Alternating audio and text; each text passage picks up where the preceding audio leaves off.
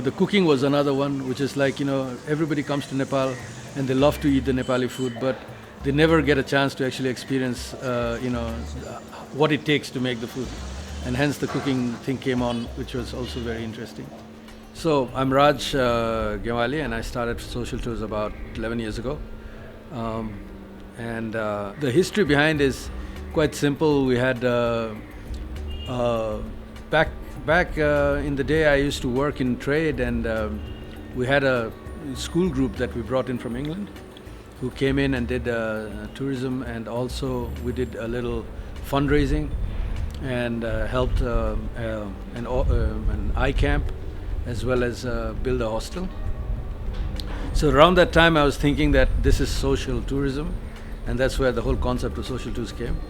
I was in trade, and the bottom fell out of the manufacturing industry, and for me it was a natural extension to just move into tourism, because I was still selling something, and the beauty of it being that the thing that you sell never is goes away, so you keep it and you sell it over and over again. So it was kind of interesting. But I was always interested in development and business, and hence the whole principles were based on responsibility and how to influence development through tourism. And hence the concept of social tourism always flowed in a philosophy of corporate social responsibility, and to prove that you can actually run a company that is responsible but is profitable. So the only difference between what I was doing before Social Tours was that it was purely social, the tourism that I ever touched on, but now it is profitable as well as social. And that is, I think, basically the philosophy behind it. Yeah, I think some of the biggest influences out there has been that in at least 13 or 14 years in Nepal, there's statistics that proves that the average spend is actually just gone up by a few dollars. So this is a really strange phenomenon, and I think it is happening only because we have no differentiation of products. So basically there's more and more competition on the same products, and hence the only people who gain are the travelers, but the economy is not really benefiting out of it. So we got in strongly to try and diversify the product and try and build and to make a bigger pie so that everybody can take a share of it. So if you look at the cooking course that we're doing, for example, now it is starting to be copied 2 years down the line, and other people are also enjoying that pie, right? So it gives people more chances to make money. The other side of it was that there was always this strong principle that we had, that the money has to spread in the economy. And so getting more and more different aspects of tourism in has been very important part of that.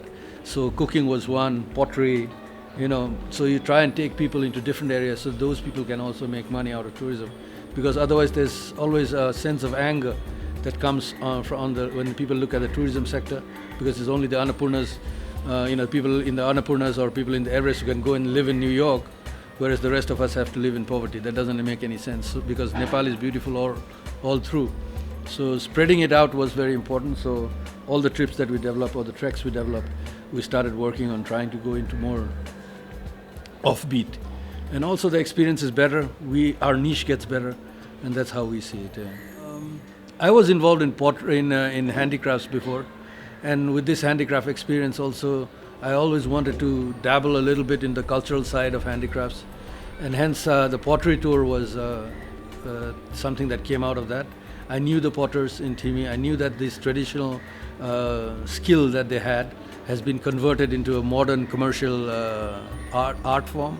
So they are supplying nowadays, people, designers in Italy, in the US, which is a very nice way of saving tradition, because traditional pottery is not used in Nepal anymore as we modernize, and that's quite normal.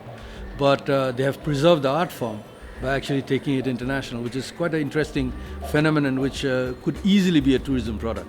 And that's where we said that let's take that, because it's a traditional skill, and it's very interesting for people to experience that. And it has been quite successful. We have the Working Nepali, for example, which is a trip which looks at how lifestyles are changing in the suburbs of Kathmandu, which is also quite an interesting thing, because that happens everywhere in the world. And I think when people have a chance to compare what happens in their part of the world with what's happening in this part of the world, I think there's a modern understanding of how the country is changing, which is an interesting product, I think.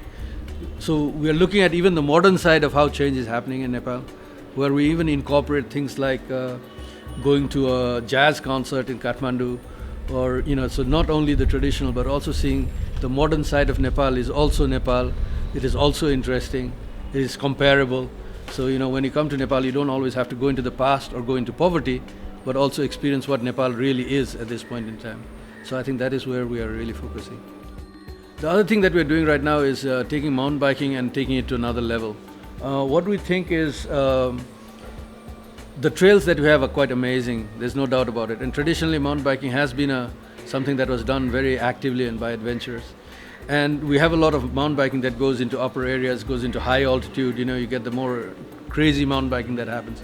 But we think that actually mountain biking is one of the avenues we can use to actually spread the money in the mid hills and in the lower Tarai, in the upper Tarai, because the trails there are amazing. Nobody ever goes there, and mountain biking takes you places where other people don't. So it actually helps spread, and it also gives a very interesting look at local life, and it can be done actually quite soft.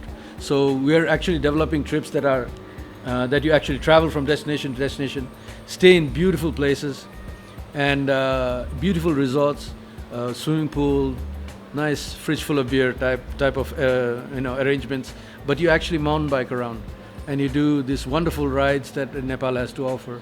And I think that is another little niche that we are carving right now, which is quite interesting.